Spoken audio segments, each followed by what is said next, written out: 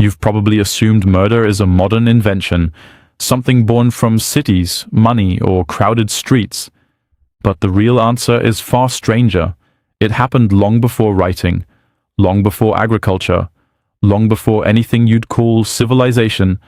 Deep in a cave system in northern Spain called Cima de los Huesos, the Pit of Bones, researchers pulled up a skull buried under thousands of years of sediment. It belonged to a human ancestor who lived around 430,000 years ago. And on that skull were two fractures, nearly identical, positioned close together, above the left eye. Not one blow, two. Why does that matter?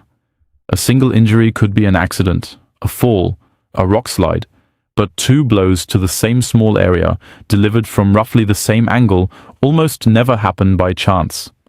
Paleoanthropologist Nohemi Sala led the team that examined this skull, known simply as Cranium 17, and their conclusion was blunt. This wasn't an accident. This was intentional. This was, as far as the evidence can show, the earliest known murder in human history. You might picture a chaotic scramble, a fight over food or territory. That's the obvious answer, but researcher Juan Luis Arzuaga, who has studied this site for decades, points to something quieter and more unsettling. The body wasn't left where it fell. It was carried deliberately and dropped down a 13-meter vertical shaft alongside dozens of other individuals. Someone chose that place. Someone returned there again and again for generations. So what was this killing about? Nobody can know for certain.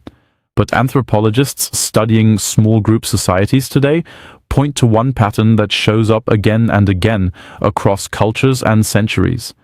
When violence erupts inside a tight-knit group, it's rarely a stranger.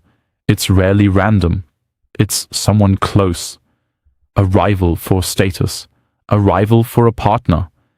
Jealousy, in other words, might be older than agriculture, older than religion, older than almost everything you associate with being human. Think about that the next time you feel a flash of possessiveness over someone you care about. That reaction didn't appear with dating apps or social media. It didn't appear with monogamy or marriage contracts. It may have been sitting inside your ancestors' skulls nearly 500,000 years ago, quietly shaping decisions long before anyone could name the feeling. Here's the part that should unsettle you most. The people who did this weren't broken or primitive by nature. They lived in groups. They cared for their dead.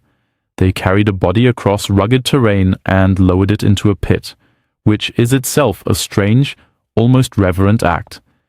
And somewhere in that same community, love and rivalry and rage existed side by side, just as they do in your life right now. So maybe murder isn't a flaw introduced by modern life at all. Maybe it's something that was already waiting inside us, long before writing, long before agriculture, long before anything you'd call civilization.